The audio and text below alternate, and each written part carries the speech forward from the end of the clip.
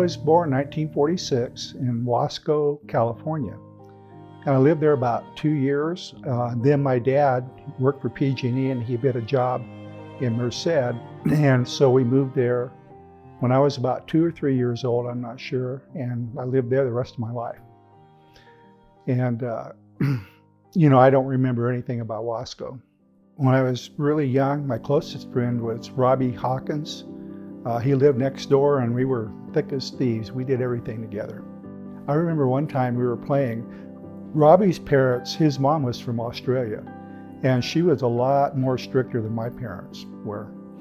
And so we were way down by the railroad trestle. I mean, we're about 6 blocks away from home, and we weren't supposed to be down there around the trestle or around the creek. And so we were supposed to be home. He was supposed to be home at a certain time.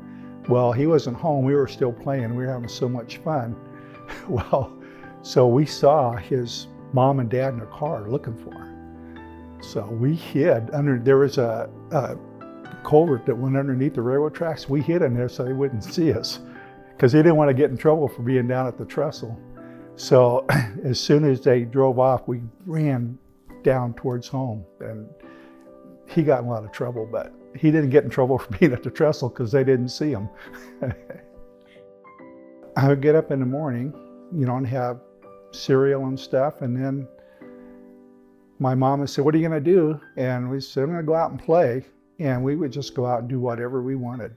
We would go way out in the country. There was a big stand of eucalyptus trees with a creek running through it. We'd go out there and hunt crawdads and pollywogs and stuff. Or we could go downtown, hang around downtown, and there was a creek that ran through town, so we'd go down. We weren't supposed to play in the creek, but we went down there all the time. And then when, on weekends and stuff, we loved to prowl around construction sites. It was a lot of fun. We just go looking around and we'd play Army, and we'd get in rock fights, all kinds of stuff around the construction sites. And during the summer, we played baseball. I lived about a half a block from Applegate Park, and there was a baseball diamond there. All the kids would congregate from around the various houses around the neighborhood, and we would play baseball from dawn to dusk. When we go out, and we didn't even want to go home, but we played baseball all day. There was lots of kids around our neighborhood, so there were always plenty of people to play with, and we lived in a really nice house, just a standard 3-bedroom house and stuff, but it was nice. Like I said, that neighborhood we lived in, there were kids, and we all kind of hung out together, formed cliques and got mad at each other at different times, but it was really, a lot of good influences from there. The greatest influences, of course, were my parents. The least influence I had was from school. I absolutely hated school. I didn't want to be there. I remember in kindergarten, I was going to Luther Burbank School, and I could see my house about half a mile away because there was an open field behind the school. So I was in kindergarten and I just went home. That caused a lot of turmoil and stuff. I just showed up at home, and my mom looked at me, "What are you doing?" I said, "I just come home." So she took me back to school. They just told me, "You can't leave school." And I said, "Okay." So, but I became a real good friend of the principal because she was always checking on me, on recess and stuff to make sure I was there. And then when I was about 2nd or 3rd grade, somewhere in there, my teacher wrote a letter to my parents and said, "Take this home to your parents." And the letter said, I come to find out, says, "Don sits happily in class all day and does nothing." And I never did like school. Always felt like I was in prison. Favorite TV show was probably Leave It to Beaver. Yeah, and that and Yogi Bear. Cartoons. My least favorite movie was American Bandstand because the Mickey Mouse Club was on at the same time. Well, my sister was always watching American Bandstand, so I never got to watch the Mickey Mouse Club. I really respected and looked up to my older sister, and I still look up to her to this day. And we had the, brother-sister type thing. And I was always harassing her and bothering her and trying to spy on her and stuff. But after we grew up, we had a really great relationship. She died of cancer when she was 73.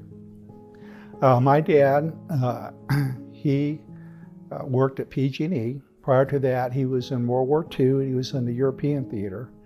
After he got out, he worked at PG&E, and he worked there until he retired after 40-something years. And he was a warehouse manager in Merced. He bought and all the supplies and stuff that they needed and took care of them and passed them out to people. My mom, she was a really good cook, and she worked at several different restaurants in Merced over the years. She really was a good cook. And she cooked every night. We had a full meal. We had a full sit-down meal. It was just, it was back in the 50s and 60s, and that's just what you did. When I was about 9 years old, Mr. Hawkins, Robbie's dad, he had been in the Navy in World War II, and so he was going to take us to Alameda on Navy Day so we could go see some ships. So we went down there, and I went on an aircraft carrier and a destroyer, and I decided that when I grew up, I was going to join the Navy. Well, I went down a week after high school and signed up, and the recruiters, they wanted to know if I had any questions, and I told them no, I just want to get on a ship. So we got a live one here. So they said, come back here and take a test and stuff. And so I went through the process, and I was ready to go. I wanted to get out of Merced, to get away from school, and to go see things. But it was really hard on my parents. Especially my mom, she was crying and stuff. And my dad, they had to sign. I was 17 years old, so they had to sign for me. So I felt kind of bad on making my parents feel bad, but I couldn't wait to go. I had to take some tests and stuff, and they said, well, we guarantee you can choose any Class A school you want to go to. And then the next week I went down to the induction center in Fresno, and they did our physicals and all that. And the next week I was on a bus on the way to San Diego. So I went to boot camp in San Diego. After that, while I was there, they asked me what school I wanted. They wanted me to go into some kind of aviation deal. They said, why don't you do this, And I said, no, I want to go to gunner's mate school. And the reason I wanted to go to that school is because there is very few shore assignments for people that are gunner's mates. Almost all of them are on a ship, and I wanted to be on a ship. I didn't want to do any aviation stuff because I was afraid I'd get stuck at shore duty at some naval air station. I didn't want that. I wanted to be on a ship and go and see things. So I chose the gunner's mate school, and I went to that. It was 16 weeks. It was in Great Lakes. Naval Station was about 30 miles north of Chicago, and it was in the winter, and I'm still cold. It was so cold there, and the snow and ice and freezing rain. I was not used to that at all. But after gunner's mate school, my ship was home ported in Pearl Harbor. It was a gasoline tanker of the USS Tom Bigby. We could carry 600,000 pounds of fuel. So we were assigned to the northern part of South Vietnam. And we went from a Marine Air Base in Chulai all the way up to the border between North and South Vietnam, and we hauled fuel up and down. But most of the fuel that we hauled was to Chulai and to Da Nang Air Force Base.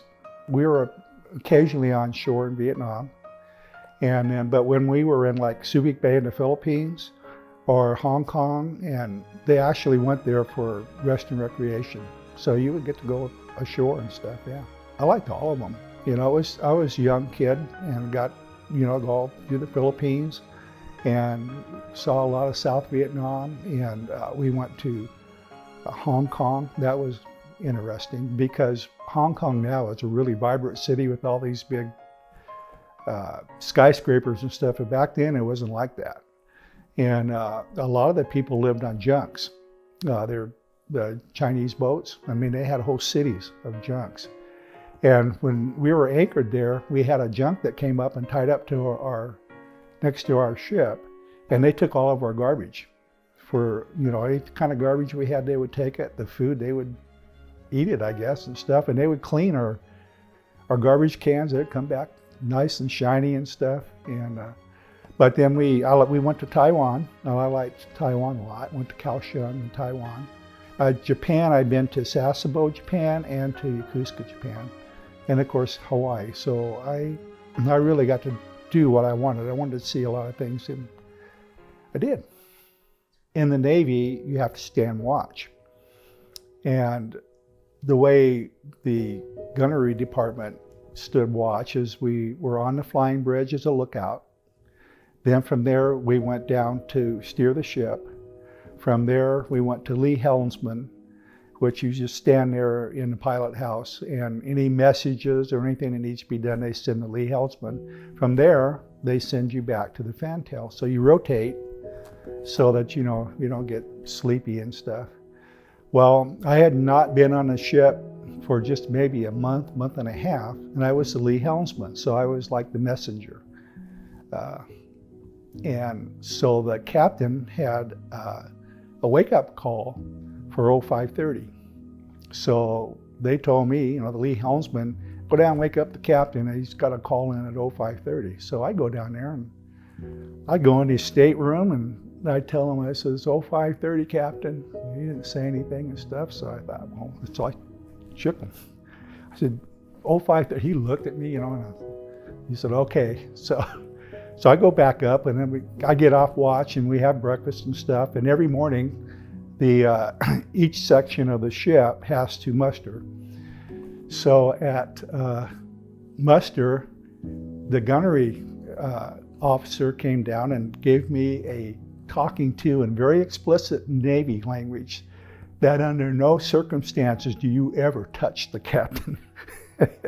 So, the person that I replaced on the ship, he was getting out of the Navy, so they sent me to replace him. And he was the phone talker on the forecastle. Well, the forecastle is the front of the ship, and that's where the anchor is and all that. And so they put me on there, and I had no idea what I was doing. But you have sound-powered phones, and you can hear everything that's going on the ship. So we're coming into Subic Bay, and we're going to anchor there. And so I'm hearing all the phone talking, and the Combat Information Center, they have all the radar and stuff, so they know where to position the ship and where our anchor point is. When you drop anchor, there's a huge chain, and the anchor's on it. And there's an anchor stop. It's a metal clamp that holds the anchor with a safety pin. And when they let go of the anchor, they pull the pin out, and they had a sledgehammer, and they hit it. And man, the anchor, it makes noise, and so I'm sitting there, I have no idea what I'm doing. They put me there because I replaced Morris. And so the Combat Information Center says, recommend letting go of the anchor. So sounds good to me. I said, let go of the anchor. So they did. They hit it with the hammer, and here comes the executive officer, which is the second in command of the ship.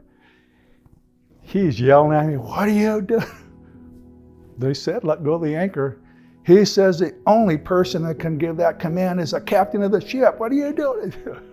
So needless to say, they removed me from that job. I was no longer the phone talker on the forecastle during sea and anchor detail. My favorite part about the Navy was we were home ported in Pearl Harbor.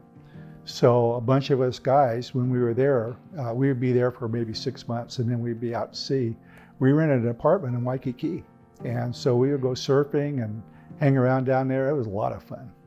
We bought a surfing board, and we all had surfing boards, and we got some paraffin wax. We couldn't afford the expensive stuff. We waxed our boards up, and we just went out and learned. But it was easy to do, especially in Waikiki, because the waves aren't too high.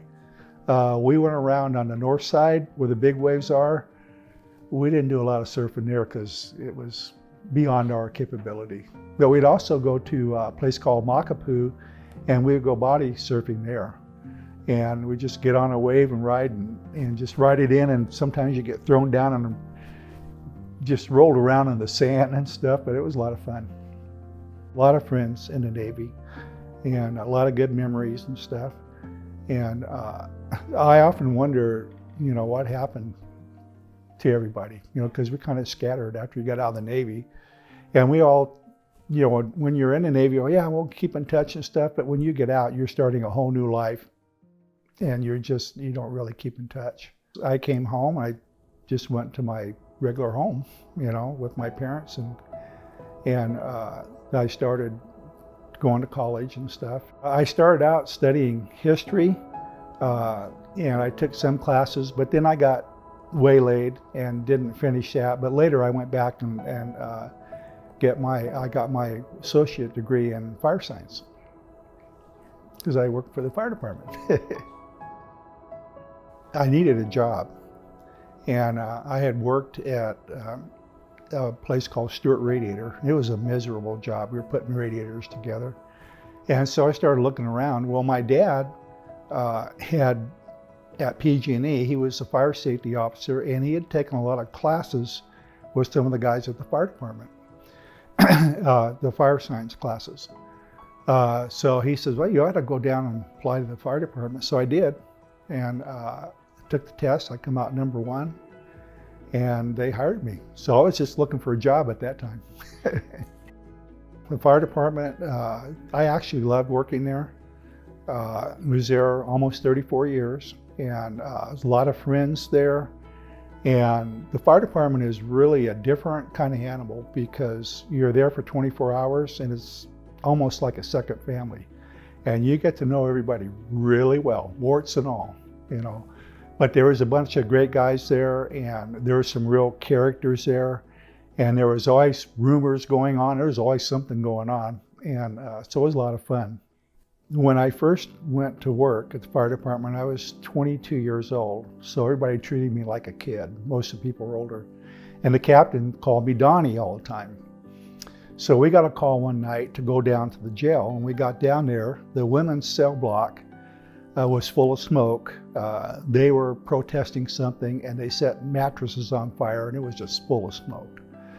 So the captain went in there, and a couple other guys, they put the fire out with just a fire extinguisher. And I was standing back there at the end of the hallway, and they yelled at me, says, hey, Donnie, bring in a smoke ejector, which is a big ventilation fan. So the women in the cell block all heard that. Heard me call me Donnie. So they started in. Hey, Donnie, come down here. Hey, Donnie, I got something to show you. They got pretty. So, man, I was embarrassed and stuff, So we got back to the station. Boy, you talk about getting harassed. I got harassed for that for several years.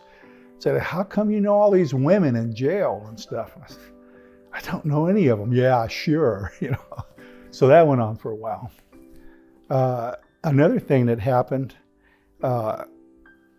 we used to do animal rescues, and we'd have to go get cats out of trees and stuff and off telephone poles, and we didn't like to do that because you could get scratched up pretty good.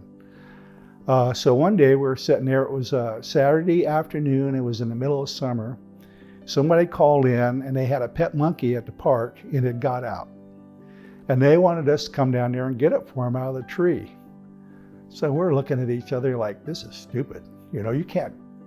But, we had to do our public relations thing. So the captain says, hey, you, me and another guy, you guys go down there and put in a good show and see if you can get that monkey. And we said, monkeys bite, man.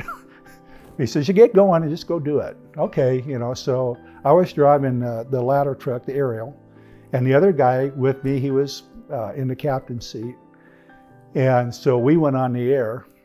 Well, he said, anytime you went on the air, you had to notify dispatch that you were out. So he said, truck 51 on the air, monkey business. And I thought, surely you didn't really say that, did you? Yeah. So we went down there, we got to the park. Well, the monkey was gone, and so we talked to the people and stuff and looked around and did our public relations deal. So we go back to the station. So we get back to the station, we start backing in, and the captain is standing there like this, and he's standing in the day room so everybody can hear him. So we back the truck in and get off, and he says, "You two, in my office right now." So, okay, we're in trouble. So we go in his office, he slams the door. Oh, we're really in trouble. And then he just busts out and starts laughing. And he says, "Now you guys know that was funny, He says, "How did it go out there?" And we said, "Yeah, we found the people, and the monkey was gone. There was a whole string of trees, and they don't know where it was. So, we were nice to them, and they were happy, and so we came back." And he says, "Okay." He says, "Well, the fire chief probably heard you guys." And he said, the duty chief heard you. And he says, "I am going to be asked, what did I do about it?" So he says, "You guys don't do that again. You guys know what to do and how to act on the radio." I said, "You go in there and you tell those guys in there that I chewed you out, that I threatened to write you guys up and give you extra duty if I ever did it again." And he said, "If you do that, and then when the duty chief asks me what I did about it, I can tell him, So we went in there and told everybody how much trouble we got and everything. And the duty chief, he had a talk with us, and about how to use proper radio. So I know you guys have been cautioned and chewed out, so I'm not going to chew you out, but use the radio correctly from now on." Okay. And at the headquarters station, there was a Twinkie that sat on the windowsill and on the opposite the hose rack, and the sun was shining there 99% of the time, and we watched that Twinkie and watched it for years. And it became a thing around the fire department. Nobody could touch the Twinkie. We were watching it, and it looked just as good after about 5 or 6 years, We actually moved out of that station eventually. I don't know whatever happened to the Twinkie. It's probably, somebody had it, brought it and stuff, and just put it there and didn't get it. It just became a thing. Another situation I remember is it was about 2 or 3 days before Christmas, and they had a fire, and I was on the fire investigation team. So they called me in. It was in late in the evening, it was dark. And what had happened was they called me in to help with the investigation. There was a family. There was a husband and wife and 3 kids. Well, the husband and wife were upstairs, and of course the Christmas tree was downstairs and was right by the stairwell. Well, somehow the kids set it on fire, and it really took off and got going. And so the kids ran up the stairs and woke the parents up. Well, they couldn't go downstairs because of the fire, and the smoke was really building. So they were on the 2nd story. So there was a carport that went out from one of the bedrooms, but it didn't have a solid roof on it. It was like a pergola, and it had slats in it. So the husband got out of the window. He went out through the window and was standing on the top of the carport. And so all the kids and the wife, and he was just going to get them out through the window. Well, one of the kids ran back. So the mom, he ran back into the smoke. He was panicked. So the mom took off while the 2 kids followed the mom. Well, the guy went out to reach for him, and he was standing on the slats, and the slats gave way. He fell down and broke both of his ankles. And of course, the mom and the 3 kids died in that fire. The one kid ran and got into the bathroom, and the mom and the other 2 kids, they laid down beside the main bed, and they were just overcome with smoke. So, and that was just a few days before Christmas. Yeah, I remember that one. We had some people that it kind of bothered them, but if you were that type of person, you were not going to last there, because we saw all kinds of stuff all the time. But I really liked working there. There's a lot of routine stuff that you did. Every day you had to check out your equipment, take care of it, had to clean the station. We always had inspections to do. Different times of the year, we had to test all of our hose, and we had to test our hydrants. and take care of our fire alarm system. And there's a lot of routine things you did. Of course, you had training all the time. And then you had calls. So we were usually pretty busy, but I really liked working there. It was a lot of fun, and and there's a lot of guys there, and everybody's always kidding each other and stuff. So it was a good place to work. I was glad I stayed there for 30-something years. I remember one time we had a fire on the second story of the Hotel Tioga. And I mean, we got the call. I was on duty, I was a captain, and it was blowing fire. And fortunately, we went up, and there was 2 towers on either side, and there was like a mezzanine there, open. And so we went up there, and we took a hose right on the mezzanine, we went right to the window and put the fire out. And it really wasn't that big a deal, but boy, everybody thought we were heroes. And they got a write-up in the paper and everything. We took the hose right across the mezzanine, and we put the fire out just like that.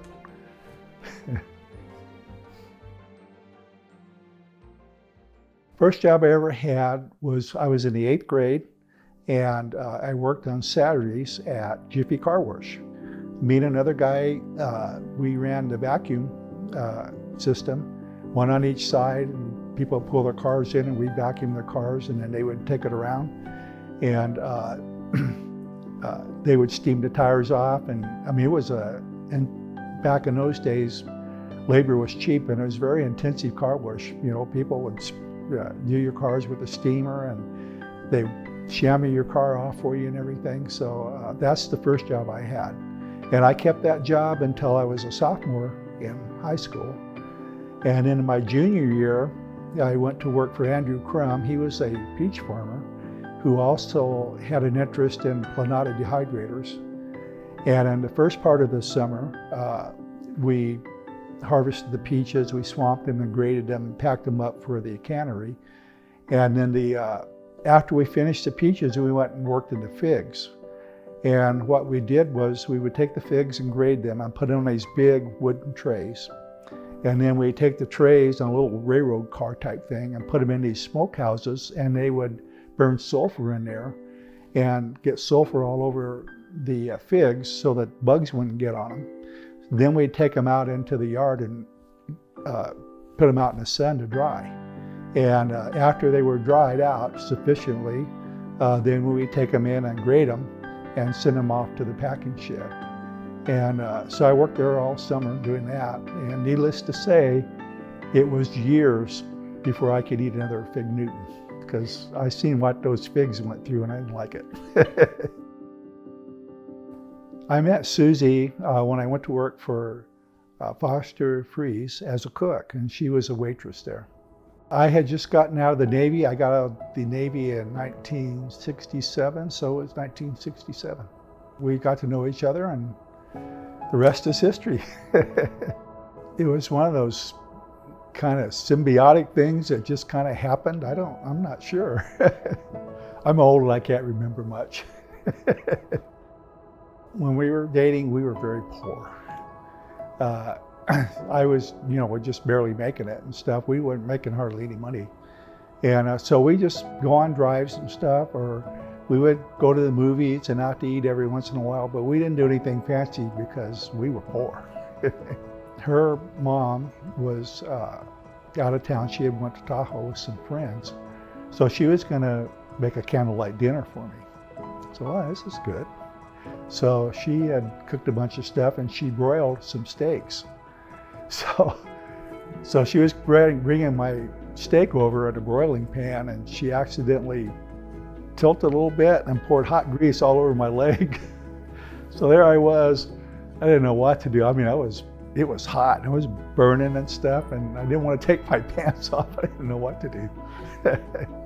I've had a good marriage. My wife and I have been married for pretty soon, 54 years, just in about another month. And we've been through a lot of ups and downs and stuff, but it's been quite a ride, and I think very successful marriage, very happy marriage. But the only advice I have for another person is just simply to say, learn how to say, yes, dear. And that's it.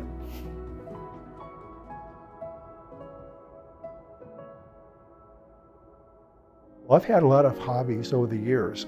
When I worked at the fire department, when they had a gym in town, I always belonged to the gym and worked out. And I always tried to run. We had a nice bike path along Bear Creek. And so one of my days off, I would run anywhere from 4 to 9 miles almost every day. And on my days off, I would always go to the gym and so forth. And after I retired, I kept that routine up. But I was able to get up early in the morning, go do my workout and stuff. And then I didn't run nearly as much because I had Achilles tendonitis, and that really hurts. So, and then I got plantar fasciitis a couple of times. So I spent more time on treadmill, just walking fast and stuff. But I've always worked out. I started working out with a friend of mine when I was in high school. Every afternoon we'd go over to his house and lift weights. So it started a long time ago. It feels good when you're done. I've just always, I started that habit when I was in high school, and it's just it's not discipline, or I'm not some super disciplined person. I just enjoy working out. And I feel at 76, it's really important to keep using those muscles. All the studies and stuff say it's really good for you, and it keeps you healthy and keeps your mind clear and stuff. So I just enjoy working out. But at the fire department, a bunch of us got motorcycles, and me and Susie, my wife, we both had motorcycles, and we would go ride motorcycles. It was a lot of fun up in the mountains. And eventually, though, I had two young daughters, and there was a bunch of us, and we were out there trying to outdo each other, and we were getting pretty reckless on those bikes and going pretty fast. And one day, it just I don't know if it was God, just spoke to me and said, "You got to stop this. You've got 2 kids to raise, so no more." So I sold my motorcycle. And then I took up golf. I played golf with the guys at the fire department, and I played tons of golf.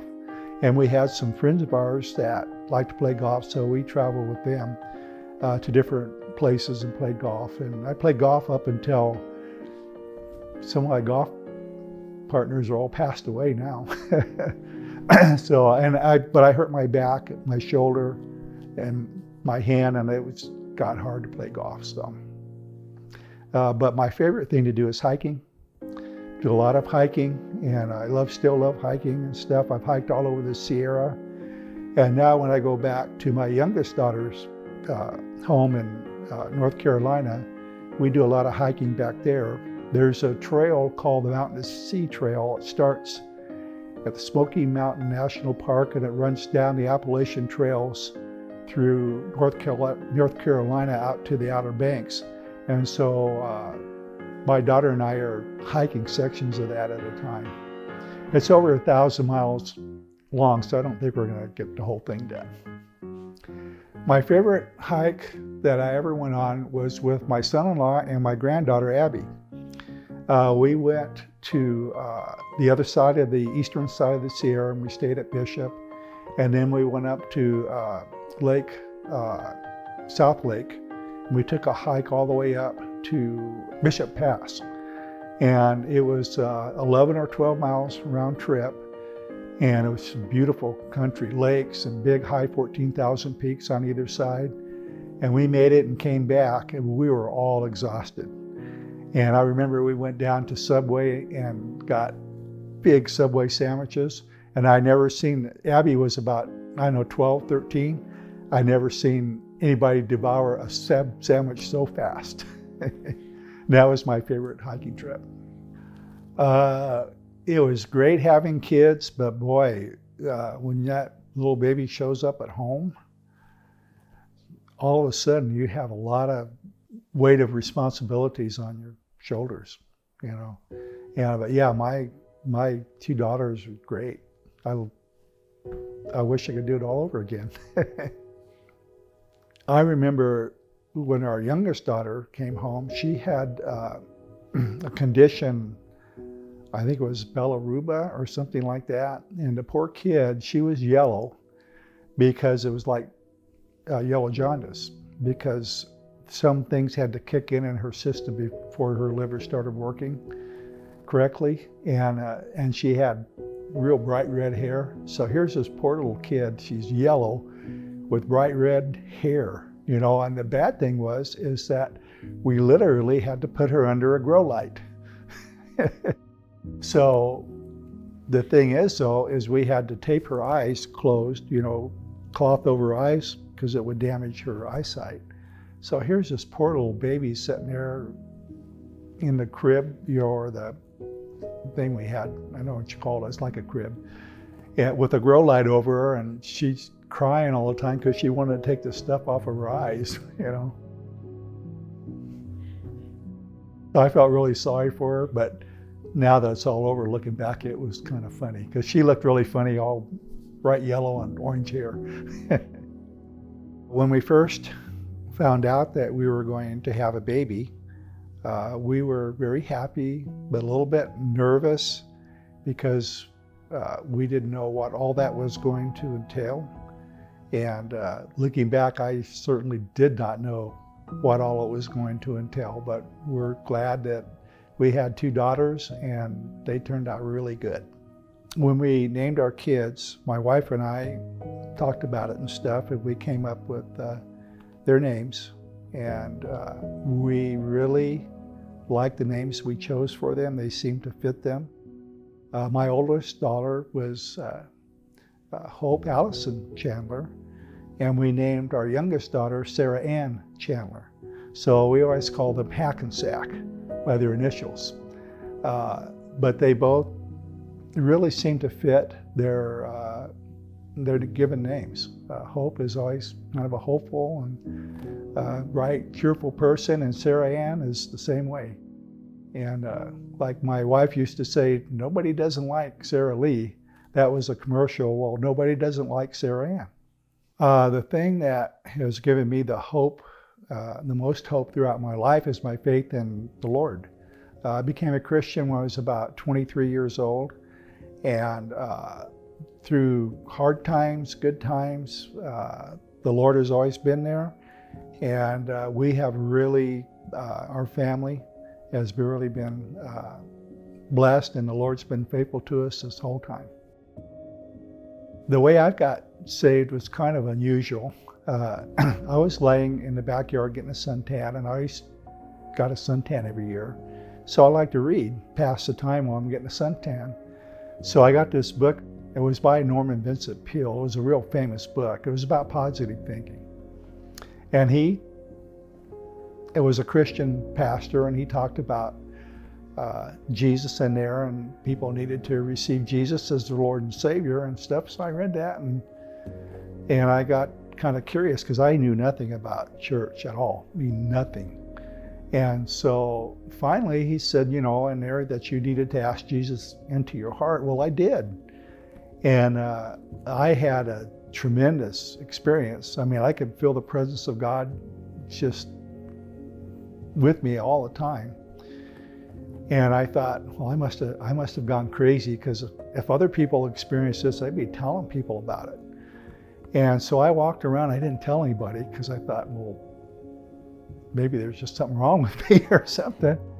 And I walked around with that feeling, you know, just with the presence of God, just continuously about 3 or 4 days. And finally, I just said, God, I'm not mad at you, but would you please take this away? I can't handle this. So then I kind of backslid. You know, I mean, I believe I was saved then. But I went through a few more years and stuff. And then my sister got saved, and she witnessed to me. And then I understood what was going on and stuff. And plus, Susie, my wife, she had been raised in church, and she was able to explain everything to me. And from then on, I was a, you know, pretty faithful Christian from then on. The most impactful thing was understanding the gospel of Jesus Christ with clarity. I mean, it completely changed my life. I was fortunate enough to be young enough to learn a lot of things and stuff, and I had a lot of different really good Christian experiences and a lot of opportunities and privileges to serve in different things. So That's by far the biggest impact in my life. I have not lived a perfect life by any means, but I have lived a really good life. I had a good bringing up, and my parents were good examples to me, and my dad taught me how to work and how to be responsible, and he set a good example for me. And I went through high school and later college, and I did my tour in the Navy, and then I got married, and my wife and I have been married, it'll soon be 54 years, very successful, productive marriage. We've raised a great family. I did my tour at the fire department for almost 34 years before I retired. And my household, my daughters, my son-in-laws, my grandkids, their husbands, everybody is just doing great. And so we're very satisfied and happy. And so I think I have lived a life that's not perfect, but it's pretty well lived. And I feel real good about it at this stage in my life. If I was going to pass on advice to the rest of my family, I would start with the fact that I have two perfect daughters. My wife and I love them dearly, and I would not change one thing about them. They married two excellent husbands. I have two great son-in-laws. My oldest daughter, she is co-pastor of a thriving church, and she worked 17 years as an elementary teacher before that. My youngest daughter is kind of a stay-at-home mom. She homeschooled her three kids, and she works with her husband. He has his own company, and he travels around, and she travels with him and helps him. My two son-in-laws, they are just perfect. They take care of their family, they love their family, they're good providers. They've done a really good job of raising their children, and my wife and I couldn't be prouder of them. My three granddaughters, the oldest one, she was a monster truck driver at the age of 20 on Monster Jam, the highest level of the sport, competing with world champions. And she still does that, but her and her husband decided to start a job or a career in a business of auto repair. And so their twist, though, is they come to your house and fix your car. And they've been very successful at getting that business started. My second granddaughter, she was a homecoming queen. She was honor student and won a lot of scholastic honors. And after graduating, she went to the University of the Nations in Hawaii, and then she served a term as a missionary in Paraguay. She was going up river on steamboats with piranhas and the whole thing. And now her and her husband are pioneering a business, a videography business. My youngest granddaughter, when she was a teenager, she was driving mini monster trucks, and she was the NorCal Diva. That was her name and part of her team. And but she had a chance to go professional monster truck driver, but she decided to go in as a minor partner with her dad's business. And her dad is a mechanical millwright, and so she does that, and she went to college and she's certified welder, and she can weld anything that can be welded, she can weld it. My grandson is, he's still a senior in high school, he's still homeschooling, but he plays with a local high school football team. He loves football, and he's a defensive end on the football team. He also, on his own initiative, him and a friend of his started a lawn mowing business, and they're doing pretty well with that. And in addition to that, with the help of his dad, he buys ATVs, refurbishes them, and sells them. And then I've got a great grandson, and he's just probably about 6 months old now or so, and we're just excitedly watching him to see what he's going to do. But all of our household, we're really proud of them. Our 3 granddaughters married 3 outstanding young men that love them, take care of them, provide for them, and we couldn't be happier with the choices that they've made. So any advice I would have to them would be to keep up the good work, and we're proud of you all, and you're doing a good job.